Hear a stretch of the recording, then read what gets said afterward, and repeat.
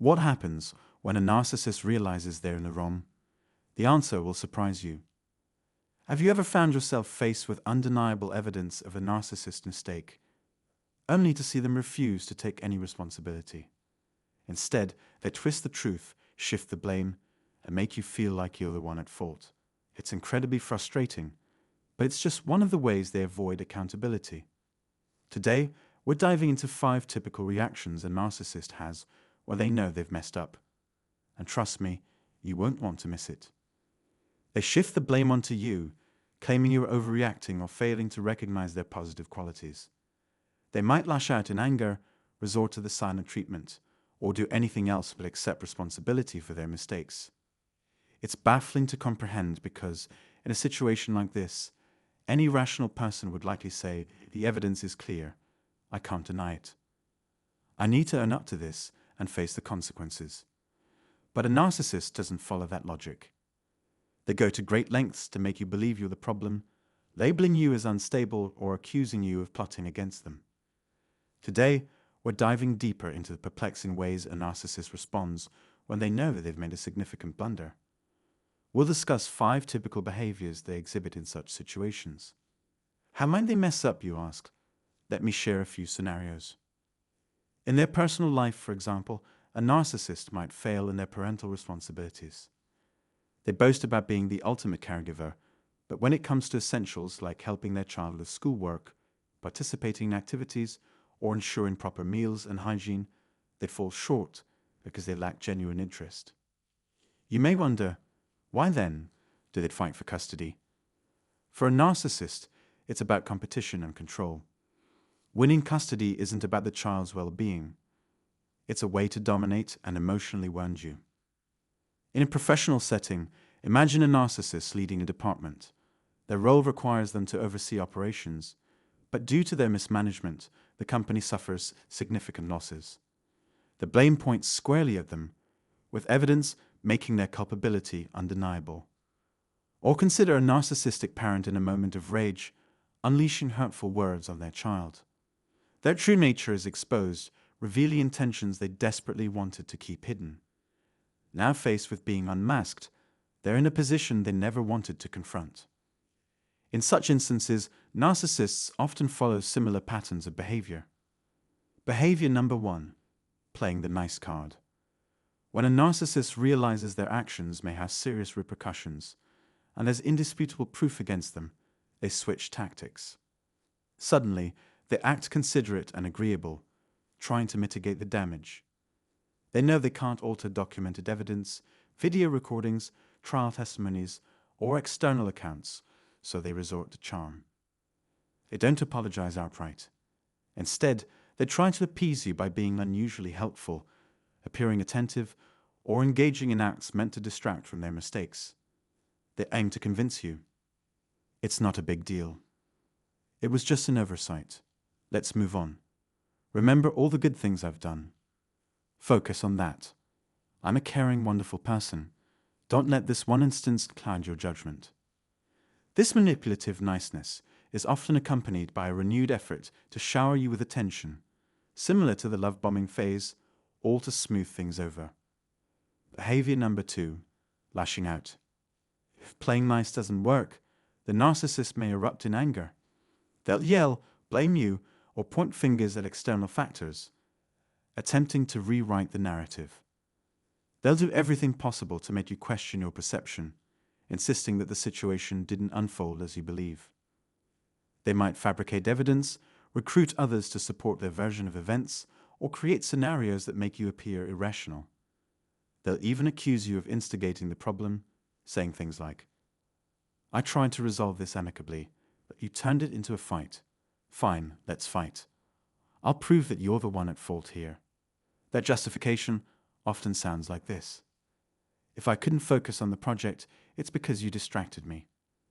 If I've been irritable, it's due to your actions. You made it impossible for me to care for our child properly. And now, you dare call me a toxic parent. After everything I've done for you, I was justified in my reaction. It wasn't a tantrum. It was my righteous anger. Through these justifications, they manipulate the situation to shift blame and validate their behavior. How do I know this? It's because I vividly recalled a moment with my malignant narcissist father. He once advised a relative to outright blame another family member for something they hadn't done. He even provided a mental checklist of lies to use. Why? To heap the burden of guilt onto that person, tarnish their reputation, and create the illusion that he himself was a victim. His goal was to say, "Look at me, the one who's been wronged. That person's a liar with no credibility. Feel sorry for me." This wasn't a one-time event. He employed the same tactic in his personal life whenever he faced challenging situations. Third tactic, spreading lies to smear your name. Narcissists are adept at running smear campaigns. They fabricate stories and make malicious accusations about you to isolate you from others. The objective, to ensure nobody trusts or supports you, so your voice is drowned out by negative perceptions. They might accuse you of being a terrible boss, an unfit parent, an ungrateful child, or someone who shirks their responsibilities. They'll play the victim card or unleash their anger to rally others against you. They manipulate bystanders, often ordinary people who are unaware of the narcissist's game, exploiting their cultural or moral beliefs to gain sympathy and collective backing. For instance, they might say, "My child's other parent neglects them so much that our child is constantly falling sick. I have to shoulder everything alone. Just the other day, I got scolded at school for something their mother didn't handle. How much more can I endure?" They'll blame you for their own shortcomings and project their faults onto you, painting themselves as a saint in the process. They might even present false evidence. "Look at these awards. See all the hard work I've done? Do you think someone like me could ever act the way they claim? Of course not." They'll lie so convincingly that even the sharpest observers may struggle to see through the facade. Fourth tactic, downplaying the harm. No matter how catastrophic their actions, narcissists will trivialize the consequences. They might cause you significant financial loss, destroy your reputation, or even ruin relationships, yet they'll act as if it's no big deal. Why are you making such a fuss? Everyone experiences setbacks. Look at the bright side. You're still alive, aren't you? You can rebuild, start fresh, move forward. They might even lecture you on gratitude and positivity, making you feel as though you're at fault for reacting to their harm. Their words might leave you speechless. "You cost me a fortune, took away my home, and sabotaged my life. And now you're telling me to move on. What kind of person does this?" This lack of empathy makes their behavior almost inhuman. They take no accountability and derive sadistic pleasure from minimizing your suffering while appearing as the voice of reason. Fifth tactic, acting like nothing happened. Perhaps the most maddening behavior of all is their ability to carry on as if everything is normal. Imagine they got you fired by sabotaging your work, causing you to lose vital data that led to your dismissal. While you're grappling with the fallout, they'll behave as if it's just another day. The next morning, they might ask with a casual smile, "What would you like for breakfast? An omelette or pancakes? By the way, how about we check out that new restaurant tonight?"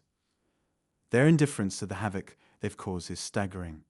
Instead of acknowledging the pain and damage they've inflicted, they pretend nothing is amiss, leaving you reeling from their callousness. You're left stunned, speechless. What just happened? I lost my job because of you, and instead of offering any support or showing concern, you're suggesting we go out for dinner. What's wrong with you?